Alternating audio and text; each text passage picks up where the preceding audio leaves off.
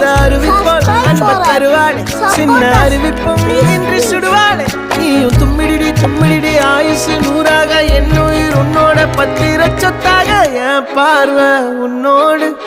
உன் பொம்மை கண்ணோடு பேசாமல் விண்ணோடு நாம் மிதந்து போவோம் காதாரா அடியானாலும் நான் தாங்க மாறோடு